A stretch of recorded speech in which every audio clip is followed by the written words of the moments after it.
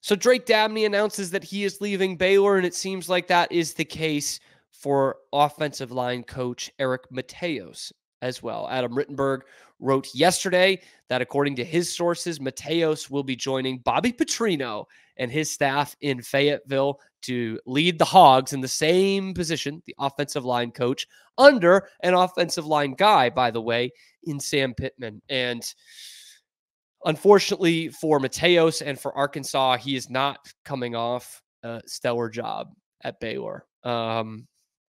2 years ago, it looked like he and Jeff Grimes were the saviors and had built this great identity for Baylor with the grit and the RVO, and that turned from a hope into a myth very quickly.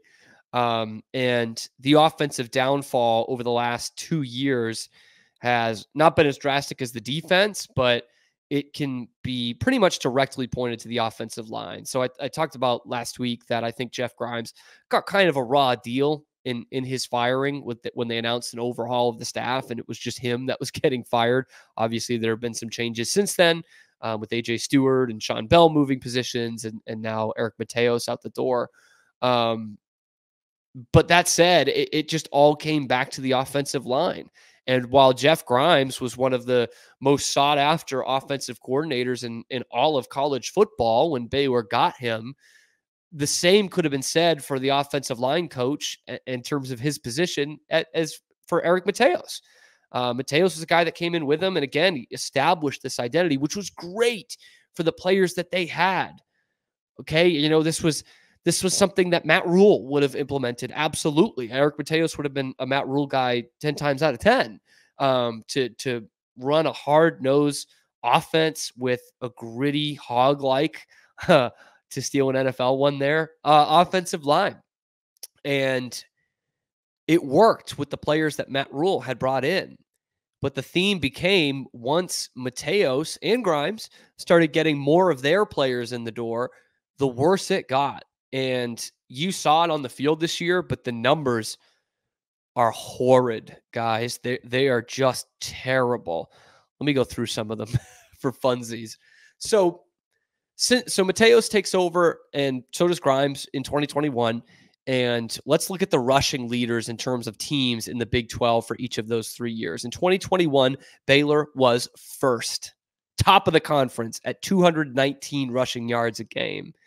That was their bread and butter. Obviously, they had a great mobile quarterback too, but they had a dominant offensive line, and they had some good backs back there, hard runners like Abram Smith back there, Treston Ebner, a little bit of the lightning to Abram Smith's thunder, and Gary Bohannon could lower the shoulder and run over guys and juke past them. So they had some talented runners back there, but it started with the hog mollies, man. I mean, it absolutely did. And that was a big reason for their success, both lines. And that's why they were top in 2021. So remember, they retained most of the offensive line last year in 2022. I think maybe all of it.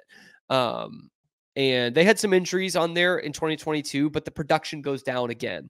They go from top of the conference in rushing yards per game to 6th at 182. So they lose 37 rushing yards a game in 1 year with largely the same offensive line. That's not a good look at all. And obviously it leads to the drop in production for Baylor overall. They go from first in the conference in rushing yards to first in the conference in the overall standings as the champions in 2021 to then 6th in 2022 to being a 6-6 regular season team that was ranked number 10 in the nation in the preseason. And they replaced a lot of skill guys from 21 to 22. But you'll remember that the source of optimism was Baylor's game starts in the trenches, and all the great teams win in the trenches, and we're bringing everyone back.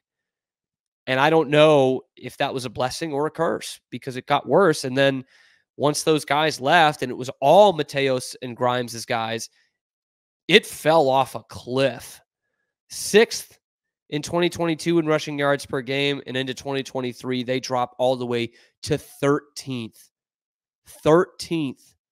Thank the good Lord that BYU is even worse, or they would have been from first to dead last in the conference in rushing yards per game in 2 seasons, down to 114 yards a game on the ground. Dramatic drop. That is 68 yards per game on the ground drop in the last season from 22 to 23. And in 2 seasons, they dropped 105 yards per game.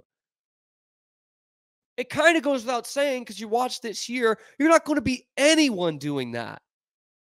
Nobody. And Spavital is a spread it out, throw it kind of guy.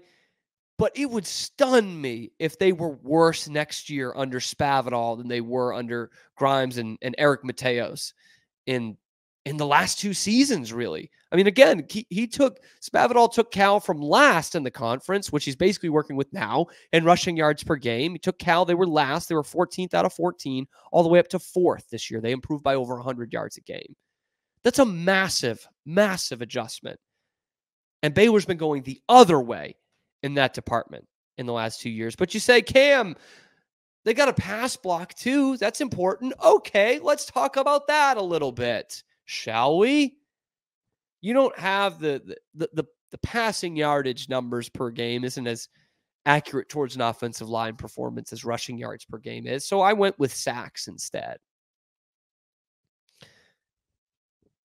And this is with an experienced quarterback in Blake Shapen, who had this problem a little bit last year. I don't think people were complaining about how long he held the football this year.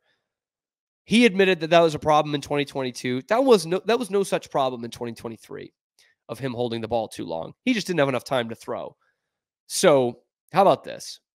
Baylor, out of 14 teams in the Big 12 this year for sacks allowed, they were 14th. If you're keeping score at home, that is dead freaking last. Bottom of the barrel in terms of sacks allowed in this conference. They gave up 34, and the team that came in 13th had only 27. Baylor was 7 sacks allowed worse than anybody else in the conference. And for a frame of reference, 34 is what they had. The leaders, OU, gave up 9 the whole season. 9. Baylor gave up 3.5 times that. That's disgusting, man. They can't that shows me they can't block for the running game. They can't block for the passing game. So what can they block for? Just awful. And I went back. I got interested. I said, well, I wonder what that was like in 2021 and 2022, where the offensive line was better, and it wasn't Mateos' guys. It was a lot of Rules guys and some guys that they plucked from the transfer portal, like Jacob Gall. But in 2021, they were 3rd in the Big 12 in sacks allowed, only 18 the whole season. And then in 2022, they gave up just 22, which is 5th. So you're noticing a pattern here, right? That since Mateos and Grimes came in and had a stellar first season, but since they started working in their own personnel, everything's gone down. Everything. Points per game, rushing yards per game, passing yards per game, and sacks allowed. And offensive efficiency, because it was terrible this year, 11th in the conference. Now, it doesn't help that the defensive efficiency was 14th out of 14. Make no mistake, the defense was worse off than the offense was this year, but it was just terrible. And their leading rusher, who was Dominic Richardson, by the way, who again got his token rushing touchdown, or a touchdown, I should say, I think it was a pass, of the season at TCU, which was game number 11. So he was the top rusher for Baylor on the year and 18th in the conference of players in terms of the leaders of rushing yards. 18th. So you're thinking, Cam, there's only 13 other teams in the conference, so some of these guys must be running circles around Baylor's running game. And you would be right, because 6 teams in the Big 12 had multiple rushers that had more rushing yards than Baylor's leader.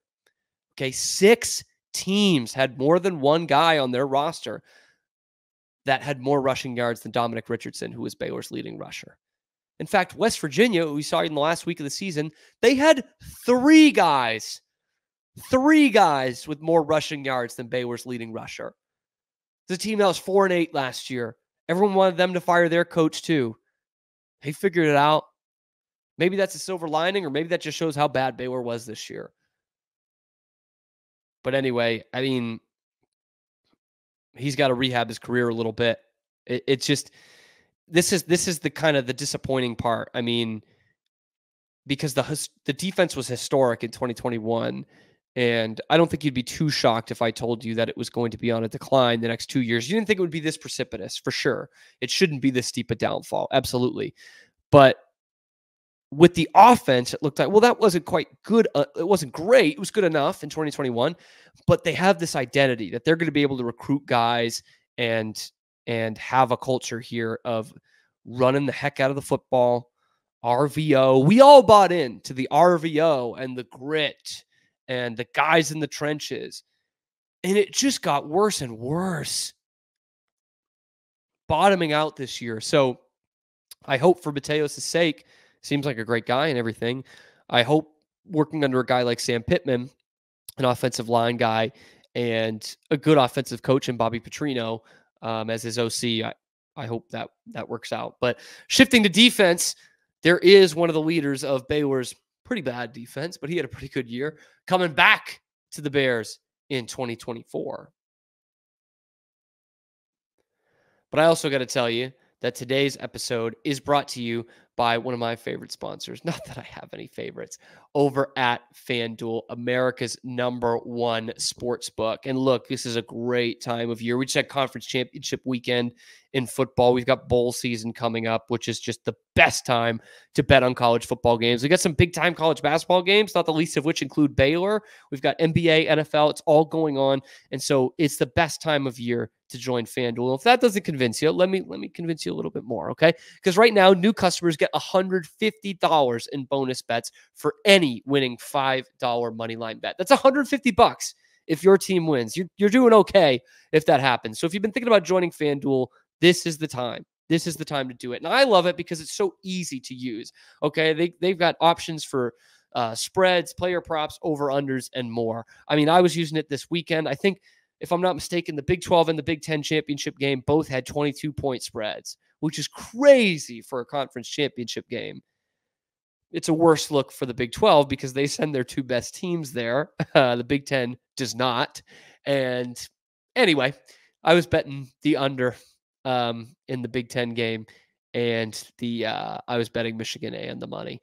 So worked out there. But now's the time to join. $150 in bonus bets with any winning $5 bet. Use the code. You go to FanDuel.com/locked on. That's FanDuel.com/locked on to get that exclusive offer. FanDuel, official partner of the National Football League.